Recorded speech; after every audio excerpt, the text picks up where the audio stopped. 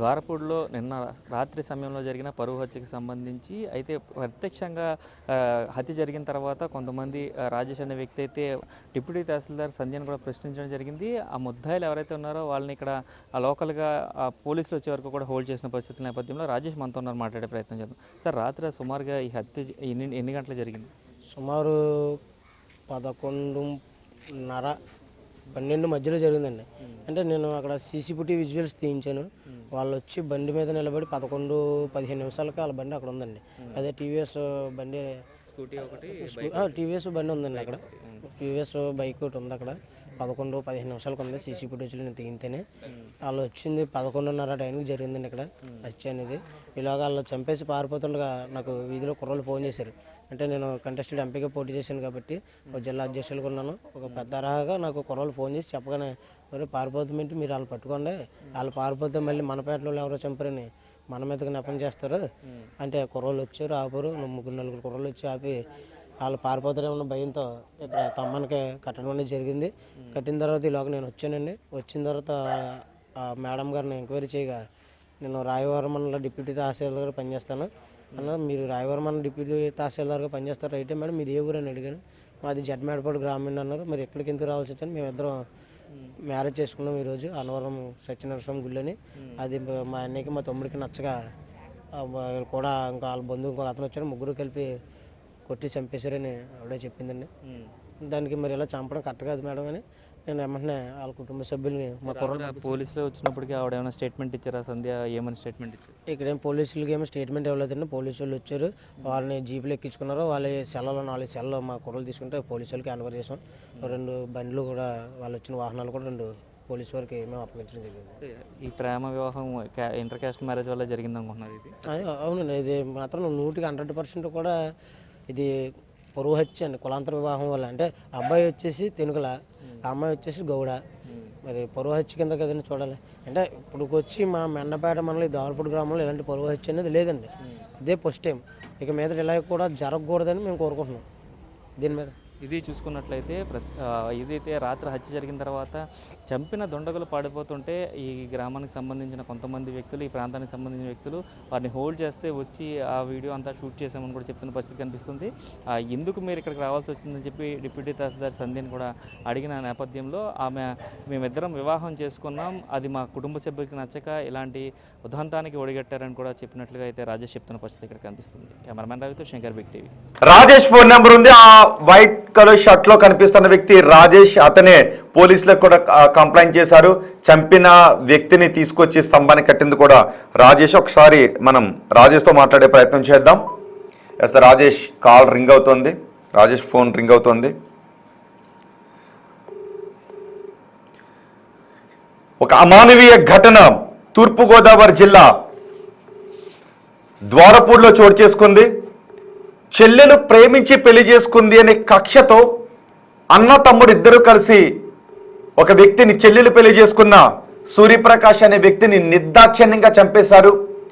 రాత్రి సమయంలో నడి రోడ్డు పైన నరికి చంపేశారు.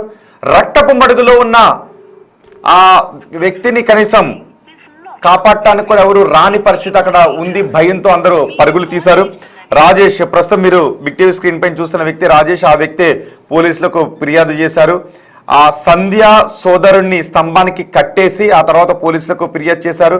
ఎంత అమానవీయంగా ఒక మనిషిని చంపారు అంటే, మీరు ప్రేమించుకుని ఉండొచ్చు, పెళ్లి చేసుకుని ఉండొచ్చు, కానీ ఈ ఏరియాకి తీసుకొచ్చి ఇక్కడే చంపి ఇక్కడే పడేశారు అంటే మీ అహంకారం ఏ విధంగా ఉంది అని అతన్ని క్వశ్చన్ చేస్తున్నారు. సంధ్య ఏం మాట్లాడలేకపోతుంది, ఏమీ మాట్లాడట్లేదు.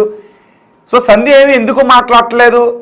చంపిన, తను పెళ్లి చేసుకున్న వ్యక్తిని చంపిన అన్నను శిక్షిస్తూ ఉంటే, కట్టేసి పోలీసులకు అప్పచెపుతూ ఉంటే ఆమె ఎందుకు మౌనంగా ఉంది?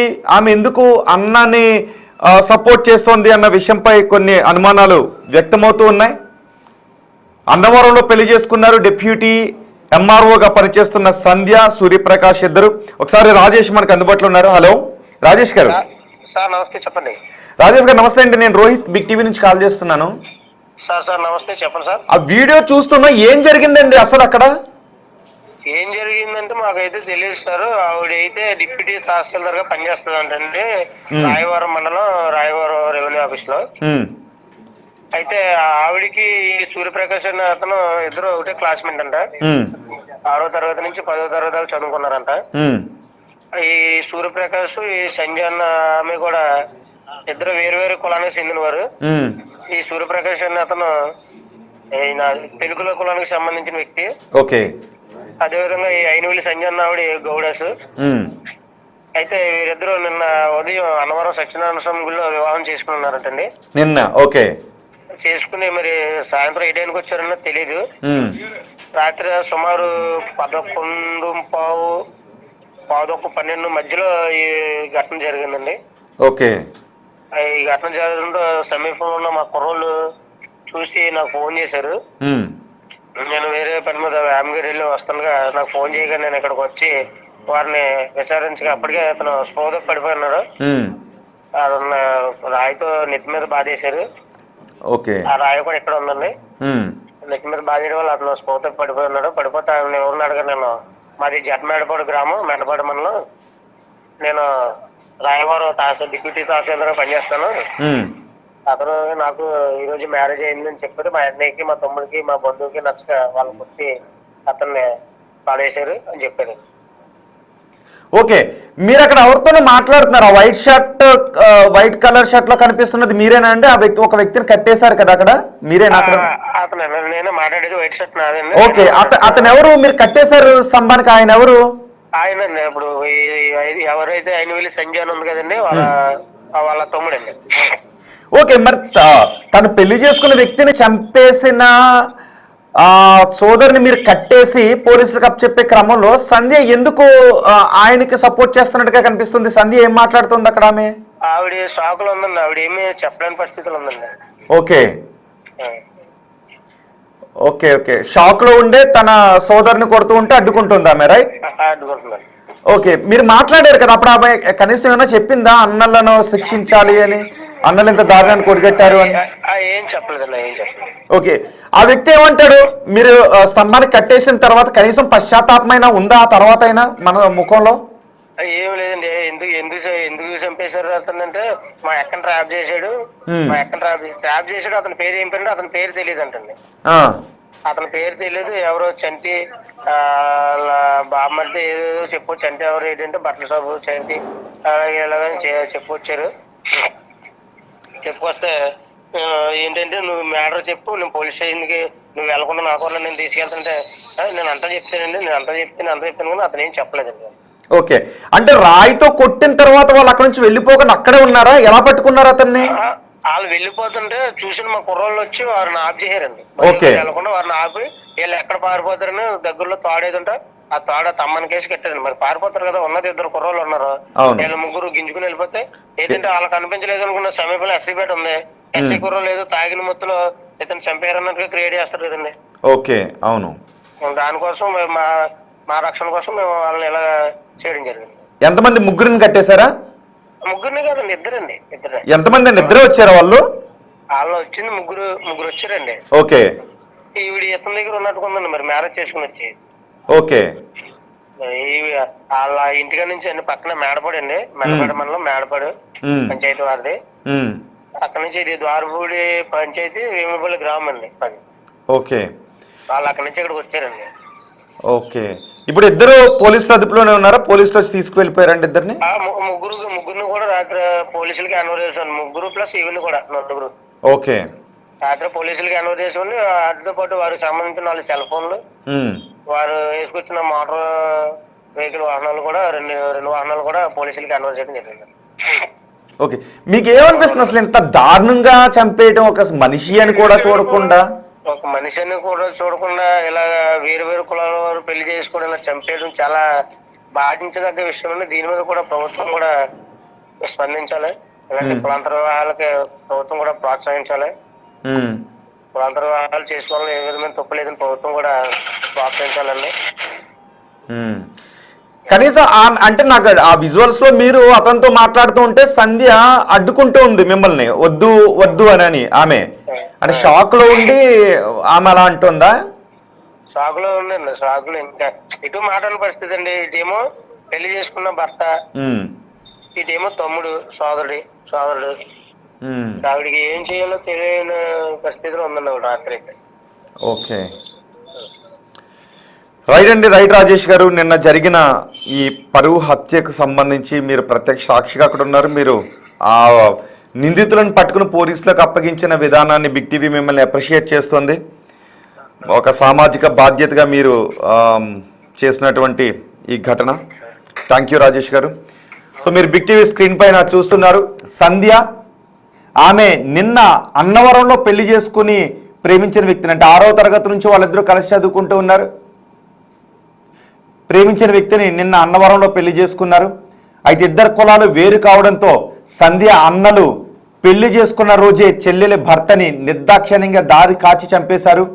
దీంతో అక్కడున్న స్థానికులు ఆ నిందితులను ఇద్దరిని పట్టుకున్నారు. పట్టుకుని స్తంభానికి కట్టేసి పోలీసులకు సమాచారం అందించారు. పోలీసులు అక్కడికి వచ్చి వాళ్ళ చంపిన నిందితులను అరెస్ట్ చేసి తీసుకువెళ్లారు. మృతదేహాన్ని ప్రభుత్వ ఆసుపత్రికి తీసుకువెళ్లారు. కానీ పెళ్లి చేసుకున్న సంధి మాత్రం ప్రస్తుతం షాక్లో ఉంది. తన సొంత అన్నలే ఎంత ఘాతుకానికి పాల్పడతారు అని ఆమె ఊహించలేదు. పెళ్లి చేసుకున్న రోజే తను కట్టుకున్న భర్తను అన్నలు ఇంత నిర్దాక్షిణ్యంగా చంపేస్తారని ఊహించలేదు. దీంతో ఒకసారిగా షాక్ గురైంది ఆమె. అందుకే రాజేష్ అనే వ్యక్తి ఆ చంపిన వ్యక్తిని సోదరునితో కట్టేసి మాట్లాడుతూ ఉంటామే ఏం చేయాలో తెలియక అడ్డుకునే ప్రయత్నం చేసింది. షాక్లో ఉందామె. రాజేషే చెప్తున్నారు ఆమె షాక్లో ఉన్నారు అని. డిప్యూటీ తహసీల్దార్గా పనిచేస్తున్న ఆమెకి ఇంత ఘోరం జరిగింది అంటే కుల వివక్ష ఏ స్థాయిలో వేళ్ళూనుకుపోయిందో మనం అర్థం చేసుకోవచ్చు. ఇద్దరు కులాలు వేరువేరు. ఒకరు గౌడు కులానికి చెందినవారు, మరొకరు ఎరుకుల కులానికి చెందినవారు కావడంతో అన్నలు ఇంత దారుణానికి ఒడిగట్టారు.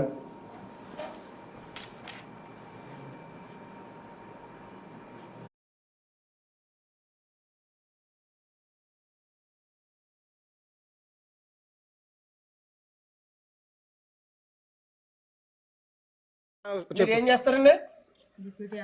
ఎక్కడండి? రాయవరం డిప్యూటీ ఎంఆర్ఓ గారు, అంటే మెండపల్లి నియోజకవర్గం రాయవరం డిప్యూటీ ఎంఆర్ఓ గారు చేస్తారు. మీరు ఇంటికే మీరు ఇక్కడ రావాల్సిన పని ఏంటండి? ఈ ద్వారపూడి గ్రామం అంటే మీరు రాయవరం చేస్తారు. మీ నెగిటివ్ ప్లేస్ ఎక్కడండి? జడ్మేడపడి. జడ్మేడపడి ఎక్కడండి? జడ్మేడపడి ఎక్కడండి? గేట్ దగ్గర అండి. మీరు ఇక్కడ రావాల్సిన పని ఏంటి? అతను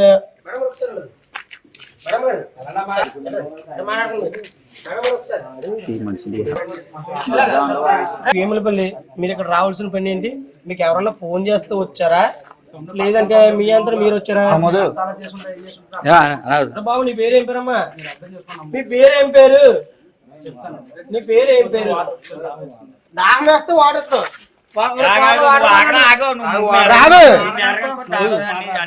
వస్తుందమ్మా, వస్తుంది. ఆమె డిప్యూటీ ఎంఆర్ఓ గారు మీరంటే మీకన్నా మేము చదువుకున్నాం. అంటే మాదంటే 8వ తరగతి కూడా చదువుకోలేదు.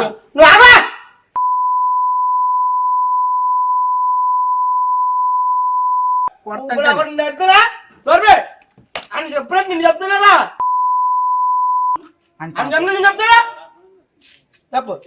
చెప్పండి. మీరు చదువుకున్నంత మేము చదువుకోలేదు. మేము ఏలుముద్ర బ్యాచ్. ఏమండి? మేము ఏం ముద్ర కాదు. అతను చంపాల్సిన పని ఏంటి? అతను చంపాలి. కొన్ని మీ మేడపాటు గేర్లో చంపుకోవాలి. ఇక్కడ మా ఎస్సీ పేరులో తీసుకొచ్చి చంపాల్సిన పని ఏంటి చెప్పండి. డిప్యూటీ ఎంఆర్ఓ గారు మీరు ఎక్కువ చదువుకుంటారు. మేము ఏదో ఏలు ముద్ర కాదు చెప్పండి. చెప్తారు మేడం మీరంటే మాట్లాడుకో. మండల మెజిస్ట్రేట్ అంటే మెజిస్ట్రేట్ తర్వాత మెజిస్ట్రేట్ మీద, మండల మెజిస్ట్రేట్ తర్వాత మెజిస్ట్రేట్ మీద. మీరు చెప్పండి ఏంటి కారణం? అతను పట్టుకోవాల్సిన పని ఏంటి? మీకు ఎవరు ఫోన్ చేసేది? మీరు ఈ టైంలో ఇక్కడ రావాల్సిన పని ఏంటి? మీరు ఈ టైంలో ఇక్కడ రావాల్సిన పని ఏంటి? మీకు ఎవరు ఫోన్ చేశారు? ఏం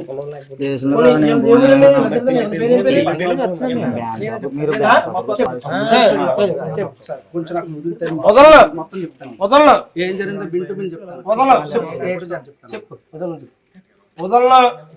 పోలీసు వాళ్ళు కూడా రాకుండా నిన్ను నా కారులో తీసుకెళ్ళి దేవడతాను. చెప్తానమ్మా, మీ అందరూ మా తమ్ముళ్ళు అట్లా చెప్తాను. ఆ కుర్రాడు మా అక్కనే ట్రాప్ చేసాడు. మీ అక్కన? కుర్రాడు పేరు ఏం పేరు? ఆయన పేరు నాకు ఐడియా లేదు. మరి ఐడియా లేకుండా కుర్రోడు మరి ఏ ఊరు అవుతుంది?